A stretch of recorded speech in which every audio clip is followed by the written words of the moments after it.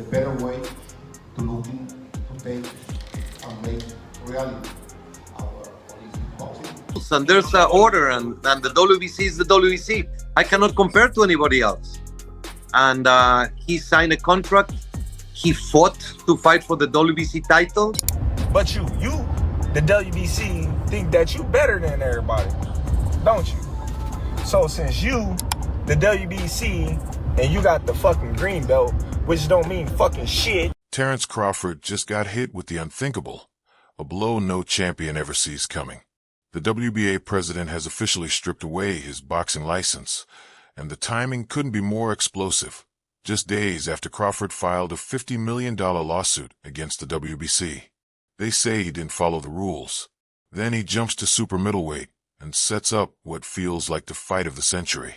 Canelo walks away with around $50 million, yet the WBC suddenly wants nothing to do with charging 3% of a payday that massive.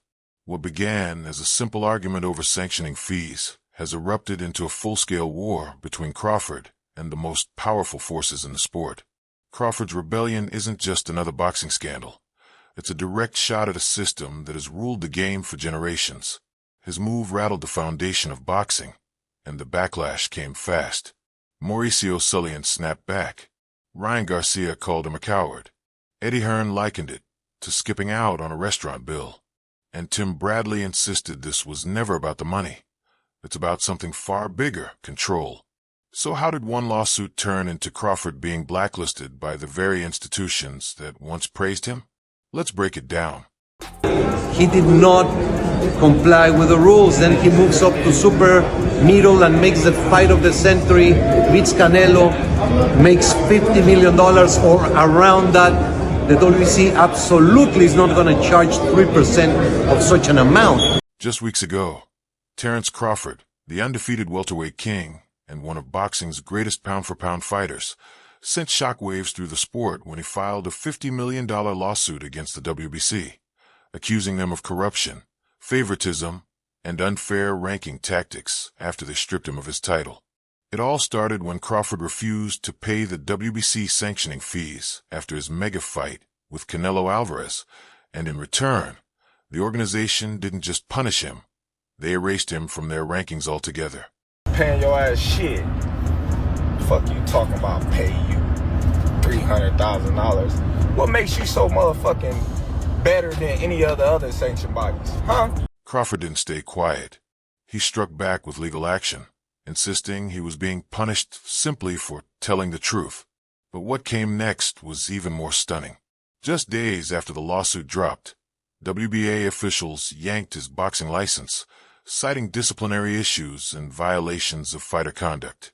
In plain English, Crawford's fight with the WBC may have cost him everything with the WBA, a move many believe was pure retaliation. To boxing's power brokers, his defiance wasn't courage, it was heresy. And stepping up to defend the establishment once again was WBC President Mauricio Sulaimán.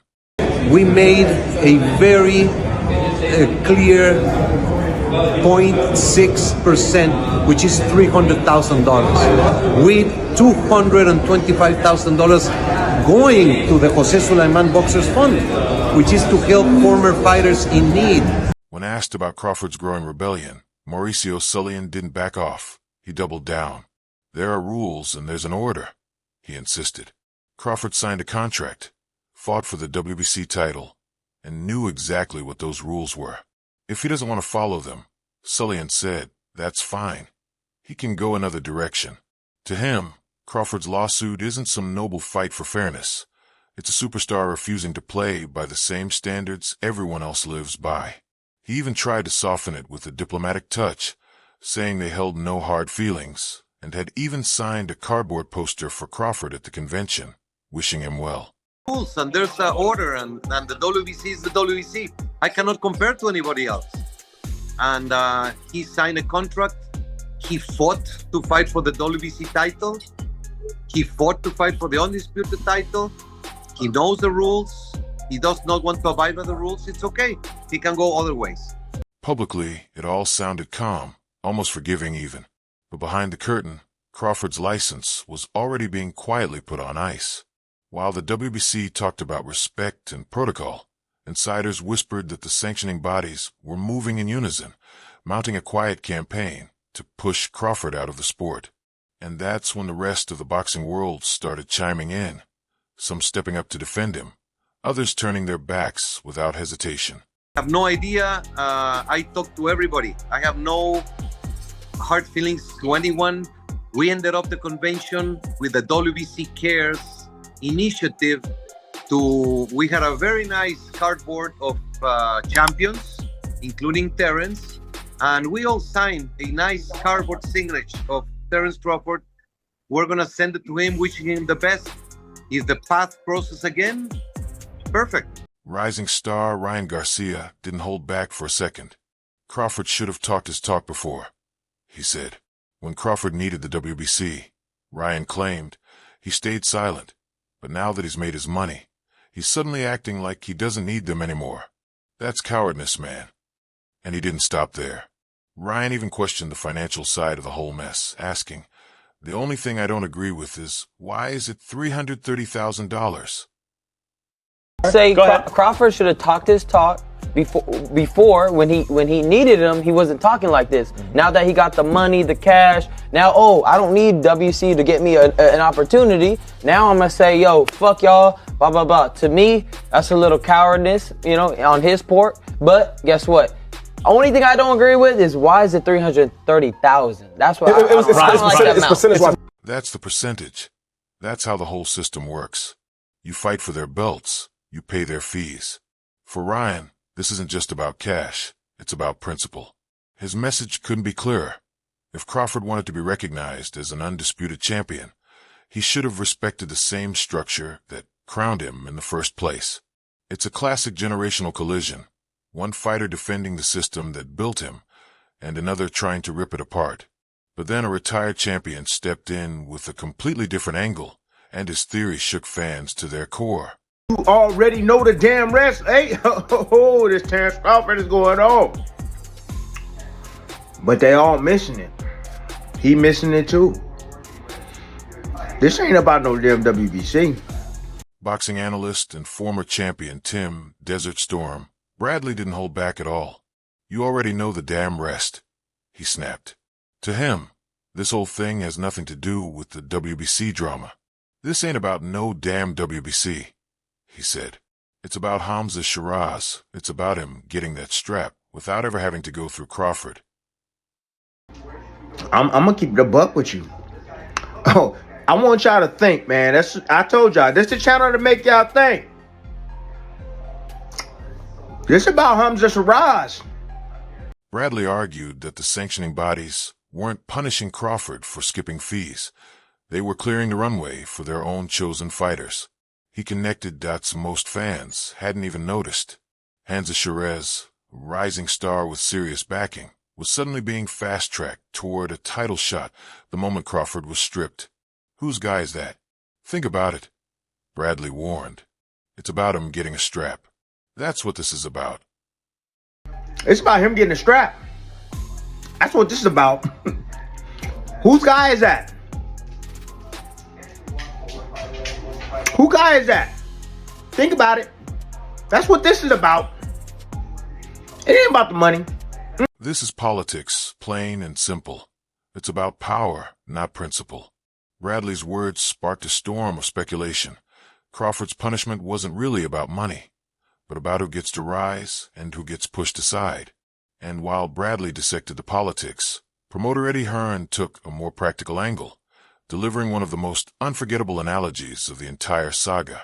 What he did is a little bit like going out to a restaurant, having all the best caviar and lobsters, and the bill comes and you go, I ain't paying that, and you just walk out. Hearn, known for his sharp tongue and business-first mindset, broke it down like this. It's like going to a fancy restaurant, ordering all the caviar and lobster you want, and then saying, I'm not paying the bill. You wanted it to be undisputed, right? You wanted that belt, he said. Well, you can't enjoy the meal and walk out without paying. Those are the rules. You sat at the table. You wanted the best. Now you pay your dues. Hearn knew Crawford would argue the bill was too high, but he was clear. Rules are rules. He even pointed out that the WBC reduced the usual 3% sanctioning fee to under 1%, bringing Crawford's total closer to $300,000, not the millions some imagined. Now, you sat down at the table, you wanted to eat all the good stuff. You got to pay your dues and you got to pay your bill. Now, what he will say in answer to that is, yeah, but the bill's too much. It's like, no, the rules are their rules. They can actually inflict a 3%. The sanction fee was calculated across Crawford's entire purse. What Mauricio was saying is that, in reality, it worked out to something like 0.06% or 0.09%, a fraction of what Crawford saw as $300,000. But to him, that number still felt like proof the system was stacked against fighters. Hearn, on the other hand, saw it differently. This wasn't corruption. It was simply the price of prestige. For Crawford, though, it was validation that speaking out came with a cost. And that brings us to the bigger picture. This fight was never about money. It was about control. By losing his WBA license, Crawford is now effectively shut out from competing under any major sanctioning body. He isn't officially banned, but his name has disappeared from the rankings, and without that clearance, no promoter can legally set up his next fight under standard sanctioning rules. In short, he's been blacklisted, exiled from the very system he once helped define. Sanction fee across your whole purse. What Maurizio's saying is, no, what we did, it actually worked out at 0.06 or 9 or whatever it was. But Terence is looking at it going, well, it's 300,000. But it does. You wanted the opportunity to call yourself an undisputed champion.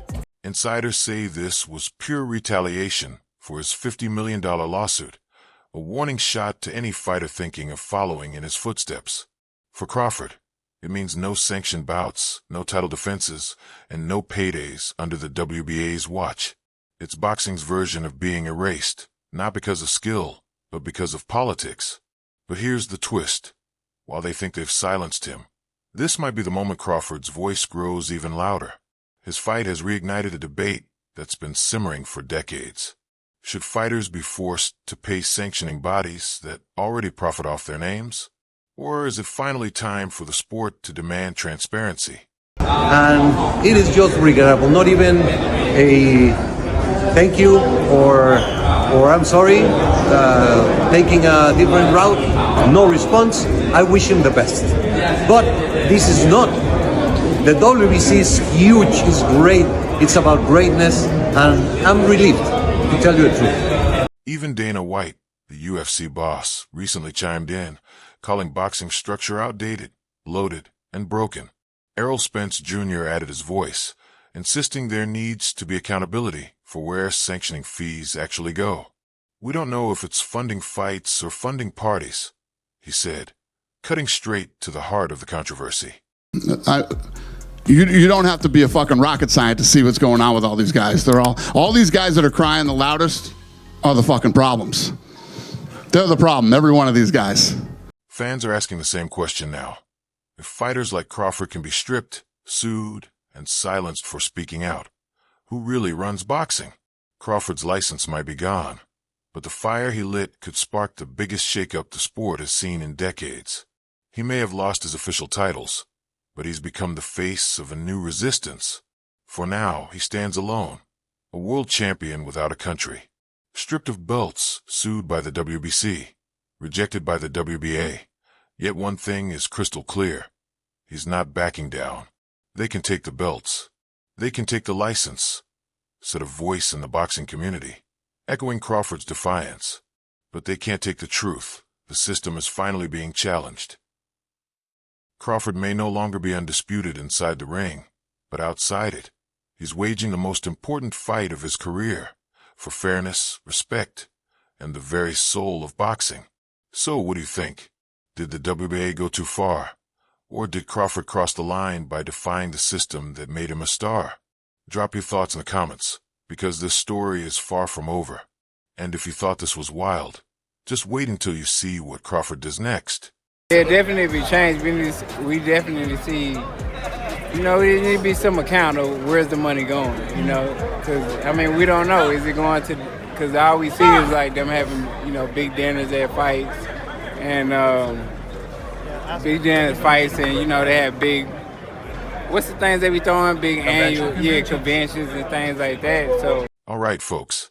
For the latest and greatest updates on boxing, from breaking news to unforgettable moments and epic events, subscribe to Chronicles Boxing and hit that notification bell so you never miss a beat.